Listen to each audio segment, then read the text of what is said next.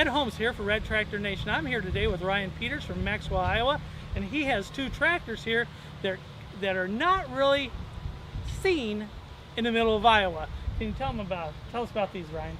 Well, both these tractors are orchard tractors from the mid-40s. They're both 1947 models. This is what's known as an 04. It's the full dress orchard with bat wings, cowl, full coverage fenders. This is the other version, also known as the OS4.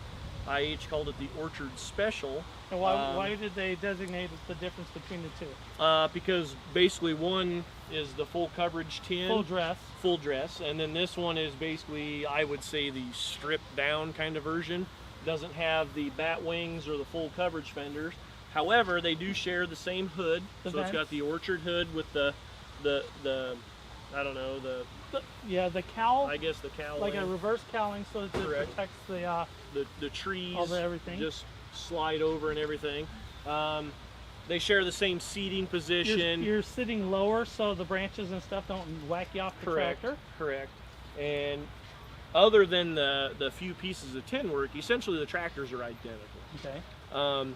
And what makes these two so odd is they're actually experimental versions. They were all made in 47. They made 50 OS4s. They made 50 O4s. And to date, we have accounted for and know of 7 OS4s. The O4, this is the only one that anybody knows of that survived out of the 50. And so this is, at this point, this is now one of a kind.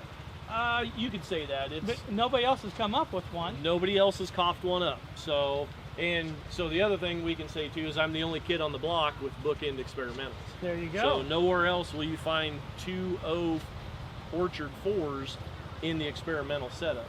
And part of the experimental setup that IH did was, keep in mind this is 47. Okay, 1947. Yep, and live hydraulics didn't come out on production tractors until the Super C in 1951. There you go. So this is way ahead of its time. Way ahead of its time. And as you can see, live hydraulic pump, hard steel lines. Then if you come to the back, it's a little easier to see on this one because the cowling's not there. You've got the hydraulic reservoir. You've got a dual action valve with the lever, and that's all self-contained in one piece. And then they had a hydraulic cylinder here and a rear mount hitch, a lift hitch. And the lift hitch was designed to accept a toolbar, so like a 2-inch square bar. Okay. And you could set it at 3 different heights on the hitch, and then also the hitch itself was hydraulic and would raise up and down. But if you didn't want to use the hitch, it still had the standard drawbar with swinging tongue, so you could still pull implements for orchard use. And they both, the hydraulic systems and hitches were the same between both variations. And the other part of their experimental deal was, as you can see, what's odd about this is most all these tractors of this era, your ignition system, whether it be a magneto or a distributor, was driven off a horizontal shaft out of this housing. This doesn't have that. These are vertical shaft distributors that go through the block and are driven off the cam. And the other thing too is, if you notice the tag on here says gas power engine department, tractor works, and then it's got a R91 part number. Well, so wouldn't it have been a Delco at that time? It should have been, but part of their experiment was IH wanted to start making their own electrical systems. Electronic stuff. But what they essentially did, and after working on both these and taking them apart, they pretty much copied Delco, because both these have Delco parts inside. They kind of reverse engineered the Delco, maybe? Exactly. Okay. Exactly. Very sneaky of you, IH. That was very short-lived because, as you can see later, you know, in the late 40s, everything still had Delco. Right. Clear up, you know, into 60s up into the 70s. 60s, they still had Delco. Yep. So that was part of their deal. And then Guy Fay's data book actually lists like chassis suffixes on the serial numbers, and both these end in WIK. And if you look in his book, it designates IH electrical and ignition and then the hydraulics. Wow. So, and the other thing too that I always thought was kind of weird was if you know, you were going to build a prototype experimental, you would probably build them in a batch, correct? Yeah, so that you can run them on a dyno, you could run them in the field, and then they would take them inside and they would strip them down and check every piece for wear. And so you would probably build a group of them. Yes, send them that out. would make sense. If you notice the serial number, this one is 18,036. This one is 17603. 17603. So these tractors are over 400 apart.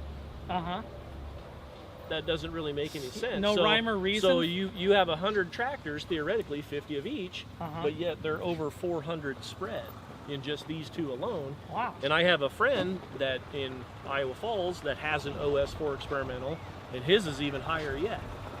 And keep in mind, the one thing that IH did with the 4 series numbers, whether it be W4, OS4, O4, I4, all the numbers ran concurrent from 501 up. The only thing they changed... They were all consecutive. Yep, concurrent numbers. Yeah. The only thing that they would change is the prefix. So OS4, O4, that's the only thing that changed. They all started at 501. So in theory, it goes back to you should think that they should all be within 100, and they're not. They're not. And the other thing we've noticed too, these two actually have the same exact hydraulic pump. The live hydraulic. My friend that in Iowa Falls that has an OS4, his hydraulic pump is actually different than these two, and there's another one in California that we found that's even different yet. So not only were they just like switching and swapping to see which one they were seeing which work? one performed better, which one so we got a little bit of mystery so. going on, even though we have serial numbers, we have comparison tractors to compare things to.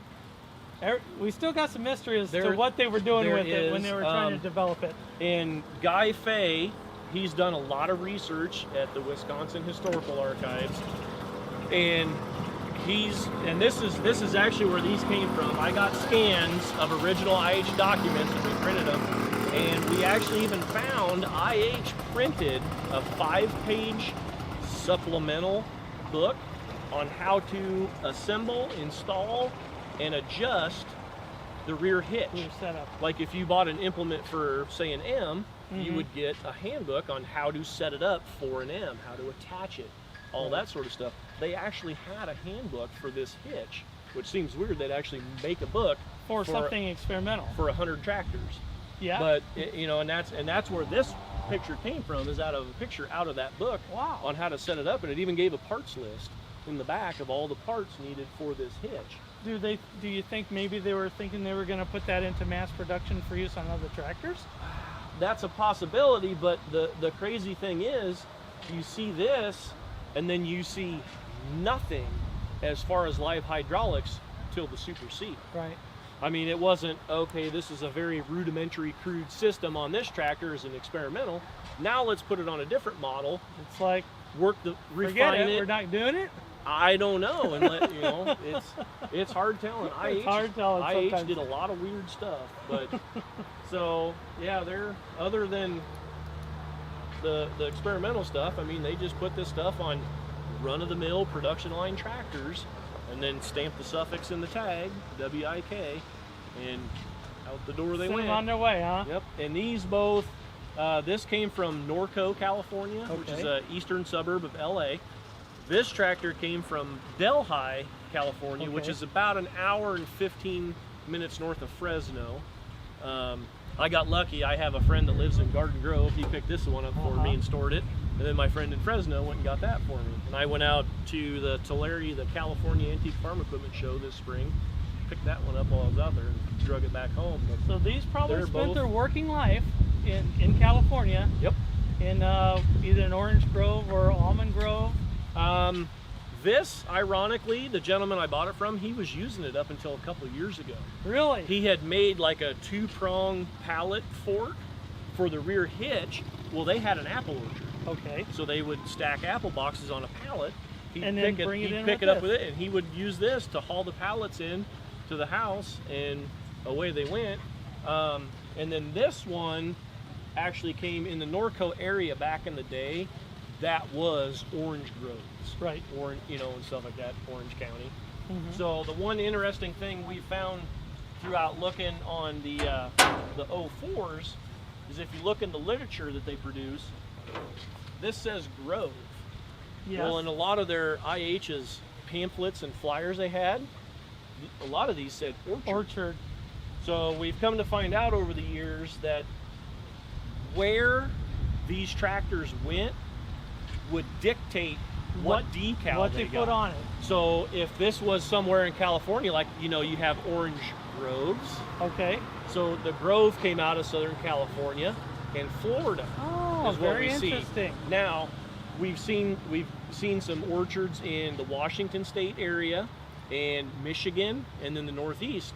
Well, what do they usually have? They stamp them with orchard? Apple orchards. Wow. So it's kind of unique that this still says grove. So IH had an idea that when you sell to a certain demographic, You if you're labeled selling to it. orchard guys, you label it orchard. When Yep. you sell to the orange grove guys, call it grove, and it makes more sense to them. You just labeled it as such. Wow, that's marketing at its finest in 1947. Yep. And other than that, all the rest of your decals were exactly the same. Exactly the only the same. thing that changed was the hood side either said grove or orchard. Wow. So, and I can't. This one's it's original, but it's a little bit rougher. It's a little and I've hard never, to see, huh? I mean, I can make out you can make out the McCormick Deering, but I can't quite make out if it says orchard or grove on there. So, but they're kind of, yeah. Well, they are unique, and especially for a collector that lives up here in Iowa.